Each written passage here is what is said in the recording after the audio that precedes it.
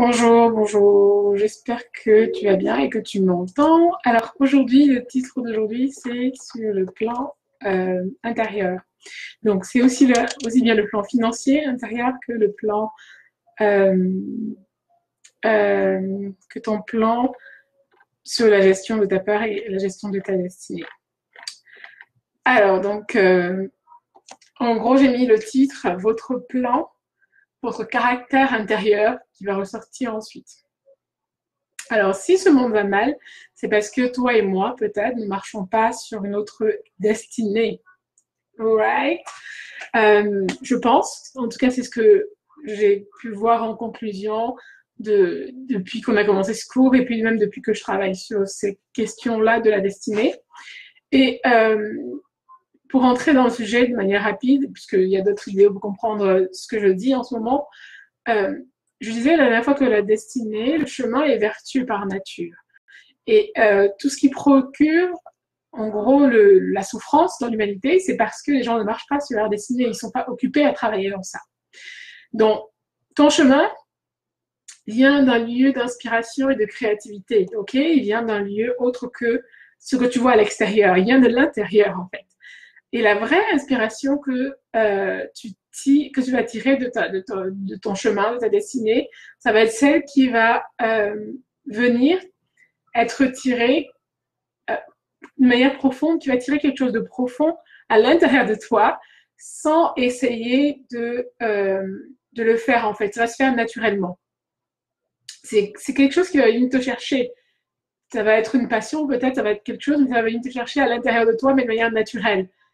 Et aussi longtemps que tu vas essayer, le plus que tu peux de le tirer, ça ne va pas marcher. Donc, euh, tu vas devoir essayer, toi, de ne pas aller au contrôle de ce chemin, au contrôle de cette destinée, mais plutôt faire l'effort de comprendre la clé, en fait, de ce que c'est, de ce que c'est ton chemin à toi.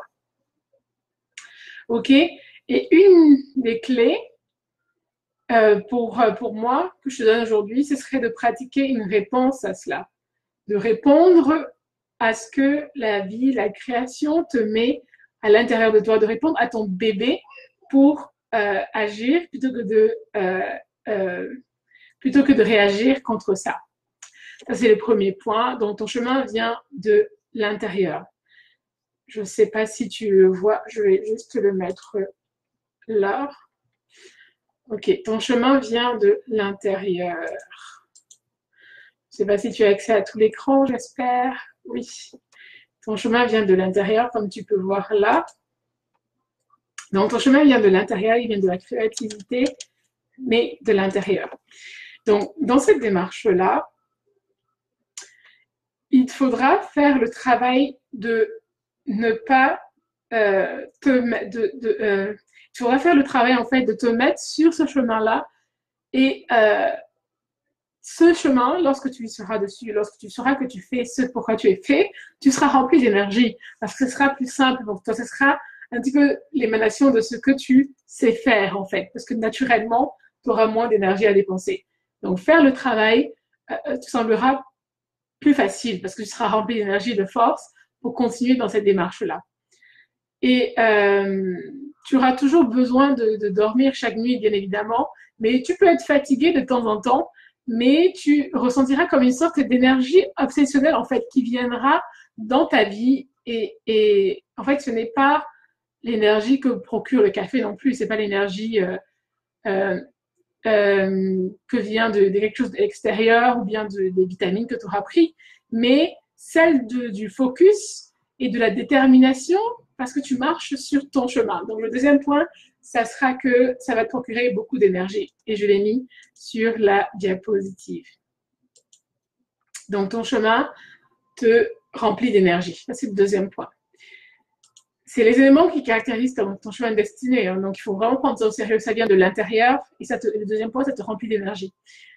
Cela peut ne pas te faire dormir, comme je disais, mais tu auras cette sensation que tu n'as pas besoin d'autant de sommeil que tu as besoin d'habitude, en fait, parce que tu te rends compte aussi de ton âge, évidemment, mais ça va te demander de l'énergie, elle va te donner de l'énergie, évidemment. Aussi longtemps que ça t'apprendra, ça va te donner de l'énergie. Ça ne dit pas que tu ne seras pas fatigué, mais ça te donnera de l'énergie, mais ça t'en donnera de l'énergie. Il y aura toujours ce flux entrant et ce flux sortant de ton travail que tu devras accomplir.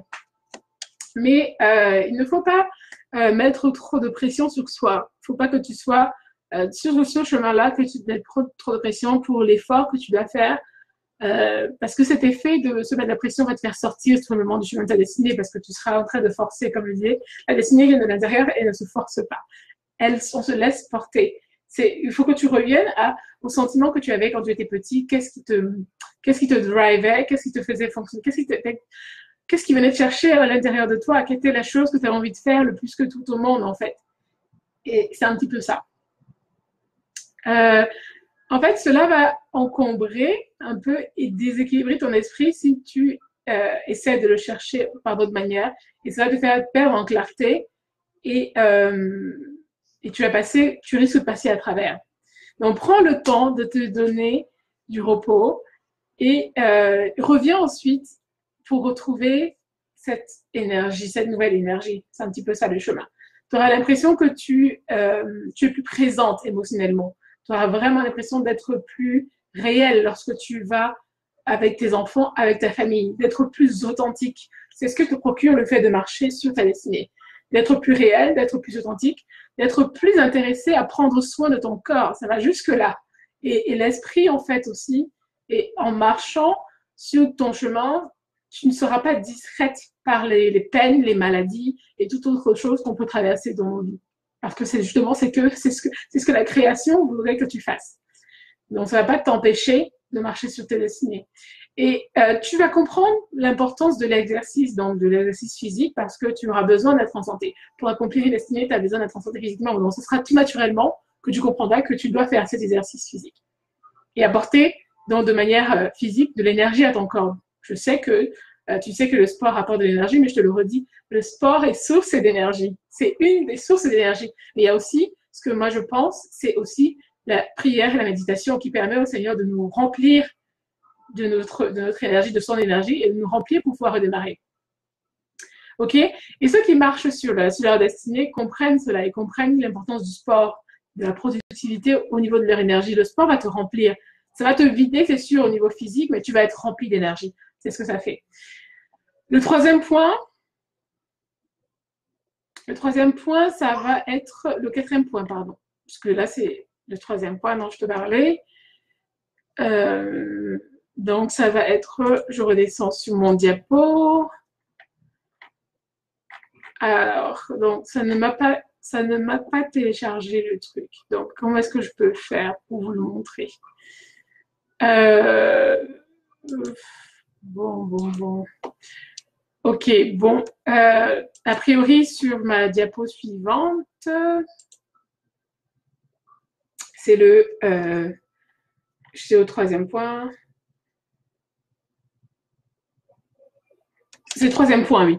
Alors, ton chemin, après t'être rempli d'énergie, ça te permet de te reposer dessus. Pourquoi je dis ça? Ta destinée te permet de te reposer dessus. Donc, je disais que tu auras besoin d'énergie en pratiquant une activité physique, évidemment, parce que ça sera naturel, que tu puisses te recharger tes batteries. Mais aussi, il n'y a rien de plus réjouissant comme le week-end, par exemple, où tu peux te reposer ou bien d'être en vacances, des vraies vacances, ok? Mais ton chemin vient, comme il vient de l'intérieur, et comme le travail vient de l'intérieur, il ne te permet pas d'être toujours en vacances, dans ce sens-là. Le travail de l'intérieur ne te permet pas d'être toujours en vacances. Les week-ends ne seront pas spéciaux pour toi, jusqu'à ce que, je sais que tu te rappelles ton programme certainement de télé ou ton programme olé olé, profiter avec ton chéri, mais tes week-ends ne seront pas spéciaux, dans le sens que la plupart des gens l'entendent, parce que tu marches sur ce chemin-là. Et les dates encore moins, parce que la destinée, je disais dans la première leçon, obéit à un long terme. Un long terme élevé. Je disais ça de manière, je disais qu'elle n'obéit pas à un court terme non élevé, elle obéit à un long terme. Donc, les dates seront pour toi donc un peu insignifiantes pour les délais qui vont te permettre d'accomplir ce chemin-là. Donc, pour marcher dans ta destinée, il va te suffire d'être au bon endroit, au bon moment, mais il ne faudra pas juste être au bon endroit au bon moment. Il faudra encore être la bonne personne au bon endroit, au bon moment. Qu'est-ce que tu dis de ça? La destinée te demande d'être la bonne personne au bon endroit, au bon moment. Et pour ça, j'ai pris toute une série de questions pour qu'on puisse cheminer dans la réflexion. La première question que je te pose, c'est qui es-tu? Comment penses-tu? Quelles sont tes croyances profondes sur toi-même? Qui es-tu? Est-ce que tu as ton identité de manière claire et réelle? Comment pensez-vous? Comment penses-tu? Dans le sens, quel est ton système de pensée? Quelles sont tes croyances profondes? Tes croyances vis-à-vis de toi-même?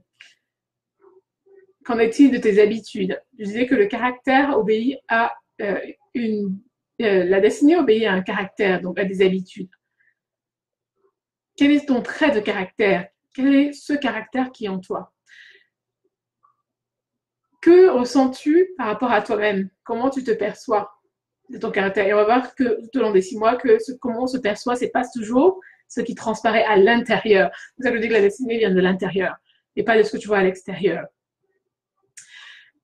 Dans quelle mesure, en fait, as-tu confiance en toi? Et ça, je veux que tu prennes vraiment le temps, ça va être le seul exercice que je vais te demander, que tu prennes le temps de réfléchir à ça. Et sur 10, tu te dis, sur 10, dans quelle mesure j'ai confiance en moi? Et de manière sincère. Dans quelle mesure fais-tu confiance aux autres? Ça, c'est encore une autre dimension auquel tu devras être pleinement conscient dans le travail de la destinée. Ça passe par ça aussi. Dans quelle mesure tu fais confiance aux autres? Toujours sur 10. Donc, ça va être les 2 exercices que je vais demander. Dans quelle mesure te fais-tu confiance? Et dans quelle mesure fais-tu confiance aux autres? Es-tu entre quelqu'un qui ne sait pas, quelqu'un qui ne sait pas sur lui, quelqu'un qui ne sait pas sur les autres? Enfin, es-tu situé? Crois-tu mériter d'être sur Terre, en fait? Crois-tu que tu as ta place là où tu es sur cette Terre? Et crois-tu mériter d'être prospère, d'être riche? Ça, c'est une question que j'aborde aussi dans le potentiel. C'est ça que j'appelle les potentiels entrepreneuriales. On veut trouver notre destinée, mais on veut aussi développer ce potentiel dans notre destinée, parce que je disais dans la première leçon que ton potentiel va t'amener à servir et du nombre de personnes que tu serviras dépendra tes rentrées d'argent. De la manière dont tu dépenseras ton énergie dépendra les quantités d'argent que tu auras. Si tu sers une personne, tu auras $1 à hauteur de ce que tu sers. Si tu ne sers personne, tu n'auras rien de la vie. Ok? Donc, crois-tu mériter d'être sur et crois-tu mériter d'être riche? Ben, si tu ne crois pas mériter d'être riche, ben, écoute, je pense que je suis là pour ça aussi, pour t'aider un petit peu. Dans quelle mesure arrives-tu à faire abstraction de tes craintes, de tes peurs? Parce que le cours, c'est toujours stop à ta peur. Dans quelle mesure arrives-tu à faire abstraction de tes craintes, de tes soucis et certains de tes inconvénients, on va dire, pas pour dire de tes défauts, mais de tes inconvénients, de tout ce qui ne va pas, en fait, de tes insécurités ou incertitudes. Dans quelle mesure arrives-tu à agir quand même tu n'as pas envie d'agir? Dans quelle mesure? Alors, le fait est que le caractère, en fait, de ton mode de pensée va jouer un rôle crucial dans l'étendue de ta destinée. C'est pour ça que ce point-ci, comme je le disais, c'est le point 3, c'est que il va te permettre de te reposer. Ta destinée te permet de te reposer. Te permettre de te reposer sur elle, en fait, parce que naturellement, les choses vont être envoyées par toute la création et tu vas pouvoir fonctionner avec l'énergie qui te sera envoyée, mais fonctionner de manière réelle, en fait. Ok? Dans quelle mesure arrives-tu à faire cela, à agir quand même tu n'as pas envie, en fait? Et le fait que tu as un système de pensée, c'est ça que je te posais les autres questions, le fait que ton système de pensée est tel qu'il est, ça joue un rôle crucial dans l'étendue de ta destinée qui va être mise en action ou qui va être réussie ou pas. Ça joue vraiment un rôle crucial. Et la clé dans le succès de ta destinée consistera à augmenter ton caractère. J'ai l'habitude de dire dans ce programme potentiel entrepreneurial, et je l'ai dit au début, qu'à chaque caractère, une destinée. La destinée obéit au changement de caractère parce que finalement, il te faut cette transformation de l'intérieur pour manifester tout ce que je te disais, le fait que ton énergie a augmenté, le fait que tu puisses être, euh, être naturellement au service des gens et que tu puisses attirer naturellement les gens vers toi. Et ils seront naturellement attirés vers toi parce que tu marches sur ta destinée. Et c'est ça, cette capacité-là qui produit cela, c'est que les gens vont être naturellement attirés vers toi. Donc, c'est important que tu puisses vraiment prendre le temps d'écouter, de réécouter les autres leçons parce que celle-ci, elle va paraître furtive si tu ne les as pas écoutées, mais cette leçon-ci est liée aux autres aussi. Et quand les gens se présenteront à toi, ça sera juste comme si tu leur envoyais une facture en fait, et ils seront redevables naturellement parce que tu auras fait ce travail de l'intérieur, ton caractère sera moulé et naturellement, tu pourras leur présenter la facture. Et c'est vraiment ce qui se passe. Les gens qui sont passés par là et qui sont arrivés à ce niveau, qui marchent sur leur chemin, ils arrivent à nous présenter la facture et on paye. PayPal, quand tu payes PayPal, tu ne te poses même pas la question des frais qu'ils te prennent. Bon, c'est sûr qu'ils te prennent $1 par-ci, par-là, mais tu payes naturellement le service. Même si ce n'est pas très directement la personne du créateur de PayPal. Mais il faut que tu saches que tes revenus, ton salaire, ce que tu gagnes aujourd'hui annuellement, ne pourra augmenter que dans la mesure où tu t'octroies toi-même en fait une évolution. C'est un des principes financiers que j'ai appris. La richesse augmente parce que ta richesse intérieure a augmenté. Quand j'ai découvert que ça fait passer des heures, c'est un des secrets de l'enrichissement. Ta richesse n'augmente que lorsque tu t'es augmenté. Et c'est une réalité. Et ta richesse augmentera lorsque tu t'es toi-même augmenté. C'est ce que j'ai découvert en tout cas. Alors en quoi ton plan intérieur est-il important? Ou est-ce que tu vis au hasard, au gré des circonstances? Et j'imagine que tu as déjà vu des gens qui pourtant au début avaient l'impression, ou tu avais l'impression que tout allait très bien pour eux en fait, avant qu'ils ne sortent ou bien qu'ils ne pètent les plombs dans leur vie, entre guillemets. Tu as déjà remarqué certainement ce genre de personnes qui avaient beaucoup de grâce, beaucoup de chance et qui ils perdent tout ensuite. Et qui en fait qui d'une position où vous avez d'excellentes conditions ou d'excellentes opportunités et que tout tourne ensuite au vinaigre en fait, comme lorsqu'un jus peut tourner au vinaigre. Si tu laisses un jus dans un verre au bout de 2 jours, le lendemain, surtout en été, il va fermenter, il va devenir du vinaigre, même si c'est un très bon jus. Donc, je pense que tu connais ce genre de situation, c'est parce que le travail de l'intérieur n'avait pas été fait. Ils avaient une telle grâce qui était naturelle, qui était dans la vie, mais quand le déclic s'est passé, quand il y a eu ce qu'il y a eu, ces personnes-là n'ont pas eu à fructifier le jus et ça s'est transformé en vinaigre. Parce qu'à l'intérieur, le travail ne fonctionnait plus. Et est-ce que tu veux connaître la raison? La raison de ça, en fait, c'est que l'intérieur, de l'extérieur, toi et moi, on va dire que c'est la malchance toute faite, c'est un ralentissement ou un mauvais partenariat que la personne a eu, ou quoi que ce soit d'autre. On va penser comme ça de l'extérieur. Mais en fait, la raison principale, c'est qu'à l'intérieur, c'est toute une autre affaire. À l'intérieur, c'est autre chose qui s'est passé. Ça n'a rien à voir avec ce que tu vois à l'extérieur. Voilà pourquoi si tu as beaucoup d'argent aujourd'hui, sans y être préparé à l'intérieur, tu risques fort probablement de le perdre. C'est ce qu'on voit avec beaucoup de gens, notamment les gens qui gagnent subitement de l'argent, qui le voient disparaître aussi rapidement parce que le travail à l'intérieur n'a pas été fait, le caractère n'a pas été changé. Rien n'a été fait, il a juste eu la grâce comme ça. Et quand ça tourne au vinaigre, à l'intérieur, ça tourne au vinaigre aussi. Il a tout perdu et il ne sait pas retrouver cette dimension d'argent qu'il avait.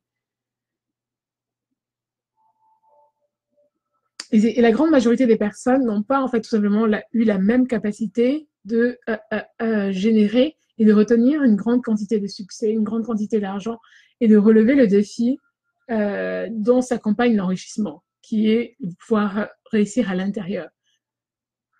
Au niveau de l'intérieur, beaucoup de gens qui ont du succès. En tout cas, la plupart du temps, leur thermostat à l'intérieur, il est en décalage avec ce qui se passe à l'extérieur, avec l'argent qu'ils ont. Et c'est pour ça qu'ils le perdent facilement. plupart du temps, le thermostat est réglé en fait sur ce qui se passe à l'intérieur et non pas ce qui se passe à l'extérieur de nos vies. Mais malheureusement, nous, on n'en a pas pris conscience, on ne nous a pas éduqués à ça. Mais grâce au cours, le potentiel entrepreneurial, tu peux découvrir ça. Donc, généralement, ce qui se passe à l'intérieur de toi, c'est à l'extérieur, pardon, c'est le thermostat de l'intérieur. Si on prend par exemple quelqu'un comme Trump ou Donald Trump, je ne sais pas comment on dit son nom, Trump, lui, il est réglé à un thermostat, si je prends juste l'aspect financier, de milliardaire. Ok, il est réglé au thermostat de milliards. Donc, même s'il perdait ou s'il retombait dans le millionnaire, il saurait comment revenir au milliard. Il saurait parce qu'il est réglé au thermostat du milliard. Mais toi, en fait, toi qui m'écoutes, et je me parle à moi aussi, à quel thermostat es-tu réglé dans ta vie? Tu es réglé au thermostat du millier, alors c'est ce que tu obtiens. Si tu es réglé au thermostat des centaines, c'est aussi ce que tu obtiens dans ta vie. C'est à toi de me dire à quel thermostat tu es réglé. Donc, on va passer à la seconde partie. La seconde partie de la leçon, c'est toujours dans l'aspect intérieur, mais l'aspect maintenant financier. OK? Donc, la première partie dont je te parlais, c'était te régler au niveau de l'intérieur, ton thermostat intérieur par rapport à ton caractère, par rapport à ta destinée, par rapport à la créativité, par rapport à ton énergie. Même si je parlais du sport, tout se fait d'abord au niveau de l'intérieur. Mais le deuxième aspect, c'est l'aspect de ton plan financier intérieur. À quelle horloge ton thermostat intérieur au niveau de tes finances se situe? Et pour ça, j'ai choisi d'utiliser une méthode que j'ai prise dans un très bon livre avec un très bon conseil. C'est les gages, en fait, les conseils qui vont te permettre de marcher, de trouver ton thermostat intérieur ou d'équilibrer, d'ajuster ton thermostat intérieur. Si ton thermostat financier intérieur était à 100, de pouvoir le rehausser au million, voire au milliard. Donc, pouvoir changer de dimension. Le premier des points, qui en fait sont ce que j'ai décrit comme les 7 règles pour commencer à avoir un thermostat financier intérieur plus élevé. Donc, si tu es aux centaines de dollars, tu pourras penser aux millions ou aux milliards, comme je le disais.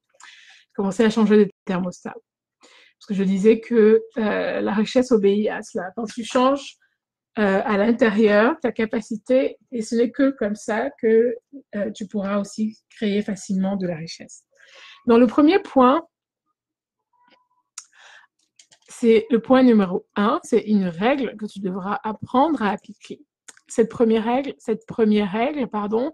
c'est que de tout ce que tu gagnes, mets 1%, 10% de tes revenus de côté.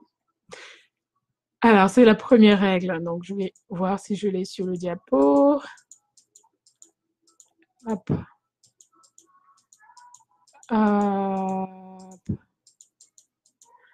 Est-ce que je l'ai sur mon diapo? Non. Ok, si je l'ai. Mets de côté 10% de tes revenus. Alors, ça, c'est le premier point pour le plan financier intérieur. Il faudra que une des règles, en fait, qui obéit à la création de richesse, c'est que des 10 pièces que tu gagnes grâce à ton travail, grâce à l'effort que tu fournis actuellement, tu dois en garder une pour toi. Donc, mets de côté 10% de tes revenus, si je traduis ça de manière plus simple. Pourquoi tu dois te payer en premier? Ça, c'est une des règles. Dans les principes financiers, on dit se payer en premier. Se payer en premier, c'est ça, c'est prendre une des 10 pièces que l'on gagne pour se mettre à côté. Donc, le premier conseil pour gagner de l'argent, pour augmenter son plan financier intérieur grâce à ton travail, est de prendre une des pièces de ton travail, donc 10% de tes revenus annuels et mensuels. Donc, c'est l'idée de se payer en premier, comme je te disais, pour mettre de côté, en fait. Ça semble difficile, mais après quelques ajustements, ça se fait naturellement et sans effort. Et c'est seulement après avoir mis cette pièce de côté que tu pourras dépenser, que tu pourras penser à payer les autres. Actuellement, je te dis ça aujourd'hui, mais tu vas croire que c'est compliqué à faire. Mais je veux semer une graine, mais dans le long terme, en fait. Comme je te dis, le travail, c'est dans le long terme, et même si nous, on s'accompagne que pendant 6 mois, donc jusqu'à la fin de l'année, ensuite, certainement que je vais prendre d'autres personnes dans le groupe, et j'enlèverai ceux qui auront déjà fait le chemin, fait le travail. C'est que tu dois pouvoir apprendre à te payer en premier, à payer ces 10% du revenu que tu gagnes. Et il va permettre en fait d'augmenter tes revenus et tes revenus vont pouvoir grossir de plus en plus. Imagine, ne serait-ce que si tu commences aujourd'hui, à mettre 10% de ton salaire de côté jusqu'au 31 décembre 2018. Essaie de visualiser un peu. Qu'est-ce que ça te donnerait? Tu commences par te payer toi-même. Et ça va te permettre de faire grossir, comme je disais, ton porte-monnaie et ça fera aussi un bien fou à ton humeur. Et c'est vraiment ce que les gens qui l'ont fait constatent. Ça fera un bien fou à ton humeur. Et ça, c'est la première règle pour créer sa richesse. C'est la première règle que tu dois intégrer à l'intérieur de toi pour que ça puisse suivre de manière efficace à l'extérieur. La première règle, c'est se payer 10%, se payer en premier 10% de ses revenus. Et ce n'est que comme ça que tu vas augmenter ton capital. Et tu vas augmenter ton capital tout de suite. Ce sera flagrant, le résultat sera réel.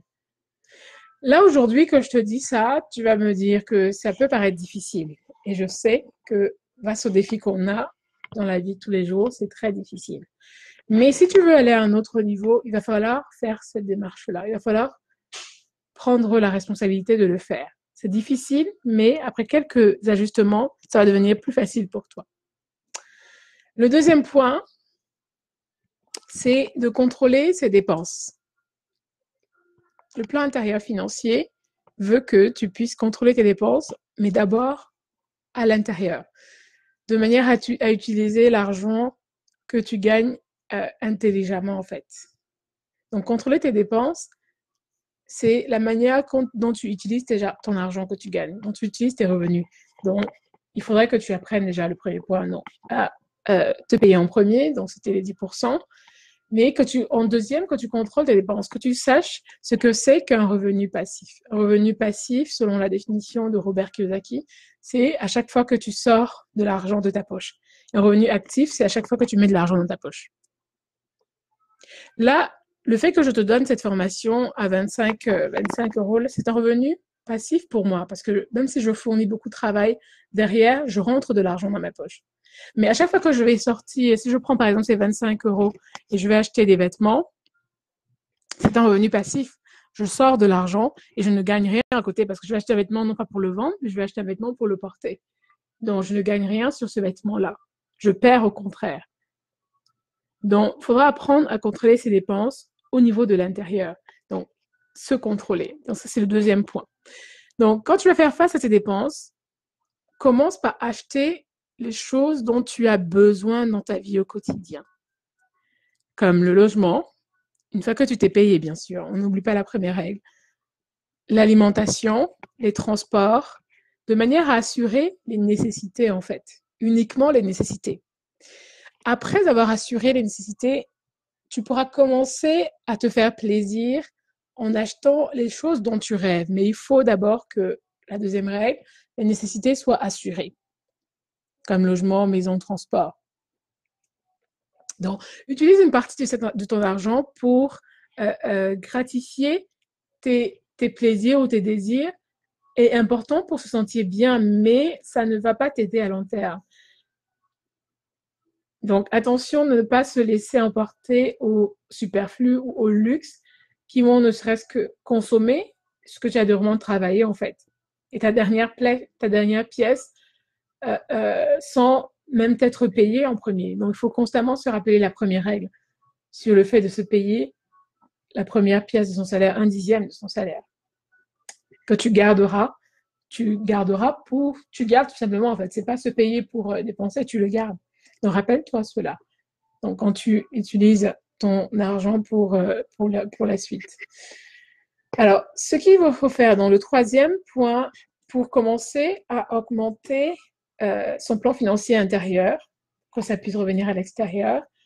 Il va falloir de manière claire pour que ton porte-monnaie commence à grossir et à se fructifier. Je crois que c'est le troisième point. Il n'apparaît pas aussi. Ok, bon, mon diapo, il a eu quelques éléments de panne. Ouais, bon. Bon, le troisième point, c'est ça. Le troisième point, c'est faire fructifier son argent. Je l'avais écrit, mais ça apparaît pas.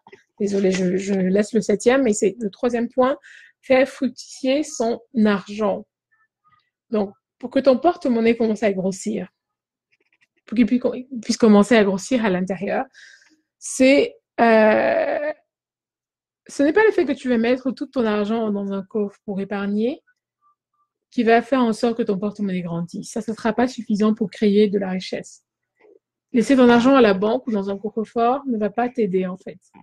Ce n'est pas suffisant pour t'assurer en fait.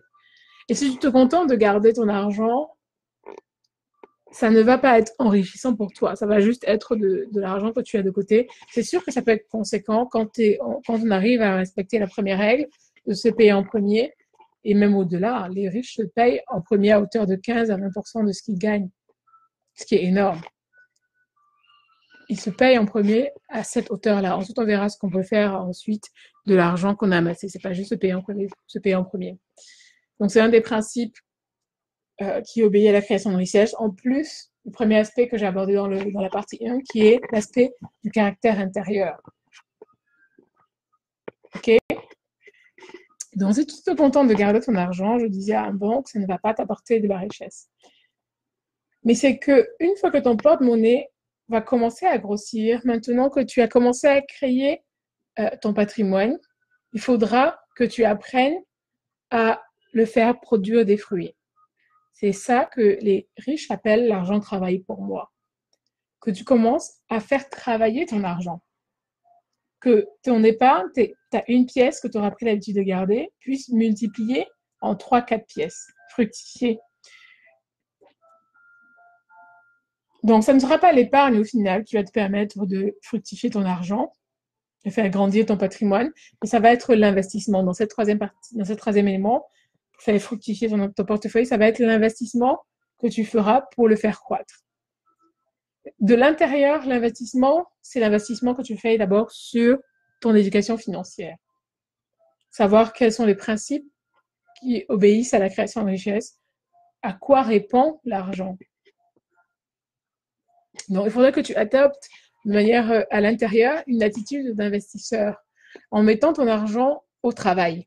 Et au travail, et l'argent travaille très dur. L'argent est très bon esclave. L'argent est un esclave, un excellent, j'ai voulu dire excellent esclave en même temps. L'argent est un excellent esclave. Lorsque tu le mets au travail, je peux te dire qu'il travaille. Et l'argent va travailler pour toi et tu verras que l'argent peut travailler plus dur que toi. Et tu sais, c'est une des règles qui est fondamentale qui se passe dans la vie des personnes qui ont atteint un certain niveau. C'est l'argent qui travaille pour eux à ce niveau-là. Le quatrième point, donc, tu vas donc commencer à adopter une attitude d'investissement pour te servir de ton épargne en fait pour investir, pour faire en sorte que l'argent travaille dur pour toi. Donc, et si tu fais ça, imagine que tu fais ça, on est aujourd'hui en 2018, que tu prends mes conseils au sérieux, que tu les appliques, que tu commences à te payer à hauteur de 10% par mois. Donc, disons que si tu as disons que tu as $1000 par mois. Allez, je pense que tu vas avoir plus là, mais disons que tu n'as que $1000 par mois. Si tu commences à te payer 10%, dans 5 ans, je te laisse faire le calcul de combien tu auras. Et si tu investis cet argent pour que ça puisse travailler pour toi, je te laisse encore faire le calcul. Donc, c'est vraiment important de prendre au sérieux ce que je te dis aujourd'hui parce que ça va nous aider et ça va t'aider. OK? Donc, et moi, c'est ce que j'ai fait pendant toutes ces années où j'investissais en moi, en fait. J'investissais pour changer mon plan financier, que je me suis rendu compte que mon plan financier était à hauteur de 100. Et quand tu as un plan financier intérieur à hauteur des centaines, tu n'auras que des centaines dans ta vie. Tu ne pourras jamais dépasser le million ou le milliard. Tu seras toujours dans les 1000, en fait. Parce que ton plan financier intérieur obéis à l'extérieur. OK? Donc, le quatrième point, ça va être comment investir. Une fois que tu as compris ce processus-là de te payer, deuxième point, contrôler tes dépenses. Et du troisième point, faire fructifier ton argent en le faisant grandir par l'épargne, comme je te disais, et l'investissement. Donc, l'investir pour faire travailler ton argent. Le quatrième point, c'est comment investir. Comment est-ce que tu vas investir pour que tu gardes en fait ton trésor des pertes? Puisque le dévoreur est souvent très vite là quand il s'agit de l'aspect financier. C'est parce que notre façon de faire, notre caractère intérieur n'est pas changé et notre plan financier intérieur n'est pas changé non plus. Et le dévoreur, il a la porte d'accès. Tu vas te rendre compte que tu es à une période, tu cherches dans ton compte en banque, tu cherches où est passé ton argent et tu sais pas où il est passé. Parce que tu as obéi à un plan financier qui est médiocre en fait. Donc le quatrième point, comment investir? Alors, pour mieux bien investir, c'est garder ton trésor des pertes, garder ta trésorerie de toutes les pertes. Comme je te disais, les pertes, ça peut être que tu te retrouves avec, je sais pas, tout d'un coup, ta voiture qui est tombée en panne, tu dois sortir 1000 dollars, 1000 euros que tu n'avais pas prévu. Et tu te retrouves à accumuler des pertes et pas pouvoir les rattraper. Et nous, on veut pas cela. On veut aller au-delà de ce plan financier-là que l'on a actuellement. On veut changer de plan financier. De ce conseil, comment investir, il ressort comment mettre en œuvre en fait la fluctuation, comme on a vu au point 3, de ton épargne de manière concrète. Donc, contrairement à ce que les mauvais conseils te diront, il n'y a pas de moyen magique pour que tu puisses t'enrichir. Il n'y a pas de formule magique pour s'enrichir et ce n'est pas mystique pour s'enrichir. Il n'y a pas de formule magique pour faire de l'argent rapidement même. Ça ne marche pas comme ça. Donc, tout ce qui te dit, viens, tu vas gagner de l'argent rapidement, ce sont des charlatans. Ils te mettent de la poudre de perlimpinpin dans les yeux. Ce sont des charlatans, c'est des menteurs. On ne peut pas s'enrichir comme ça. C'est pour ça que je dis le succès en un jour, mais pas par hasard. On ne s'enrichit pas comme ça. C'est pas possible de s'enrichir aussi rapidement. Donc, il faut être très vigilant pour ne pas se faire prendre en fait à l'emporter à notre cupidité. Donc, les investissements à faire sont ceux que tu es capable de comprendre. Si tu n'es pas capable de comprendre un investissement, là, tu as payé tes 26 euros, c'est parce que tu comprends que tu investis pour toi à l'intérieur de toi. Si tu n'es pas capable de comprendre l'investissement, ne le fais pas dans ta vie de tous les jours, en fait. Donc, les investissements à faire sont ceux que tu comprends. Je comprends que si je mets de l'argent ici, je suis en train d'investir dans telle affaire pour que ça puisse remporter demain.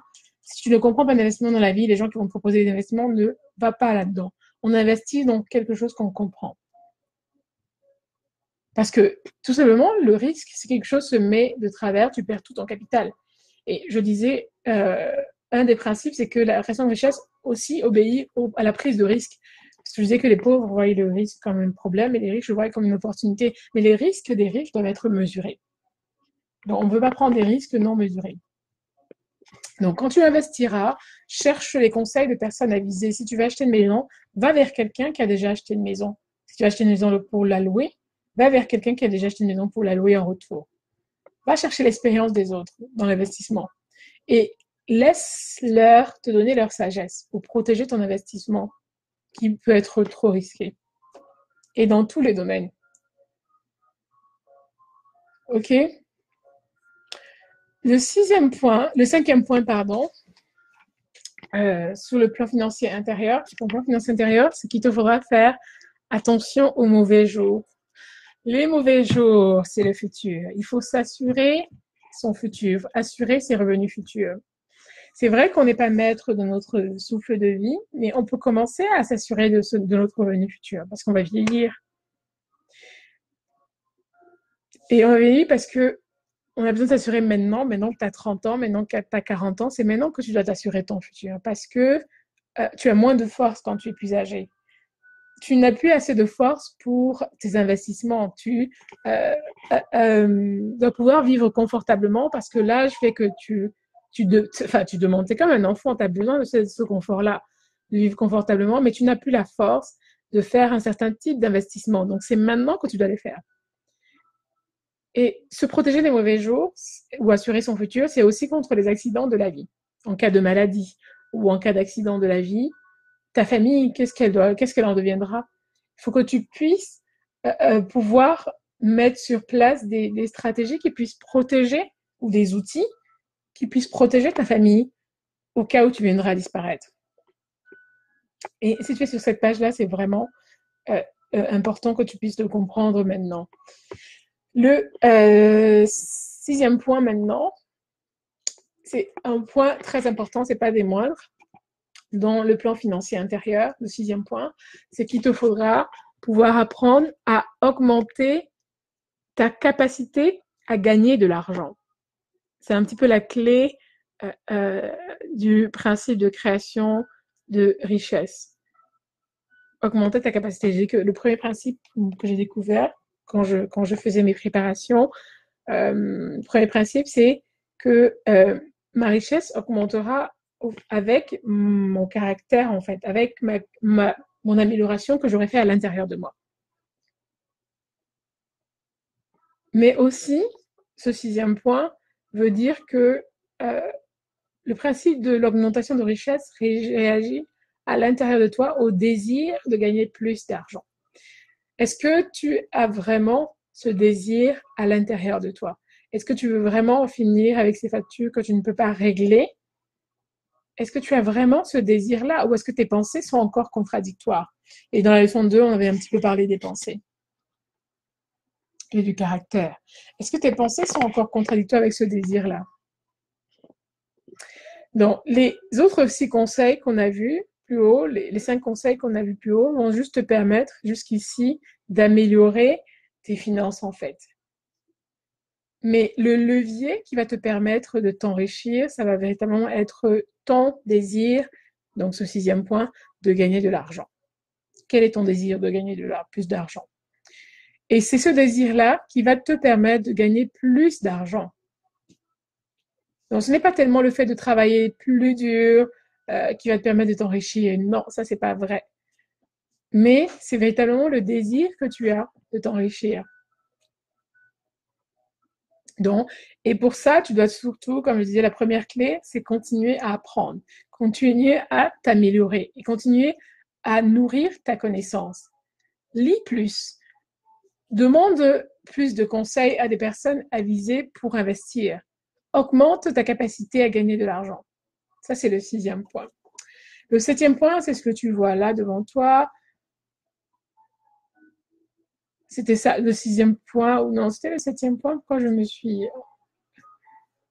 Ok, non, le 7e point, oui, c'est ça, faire de chez soi un investissement profitable. J'aime beaucoup ce point-là. Faire de chez soi un investissement profitable, qu'est-ce que ça veut dire en fait? Ça veut dire que tu dois faire de chez toi.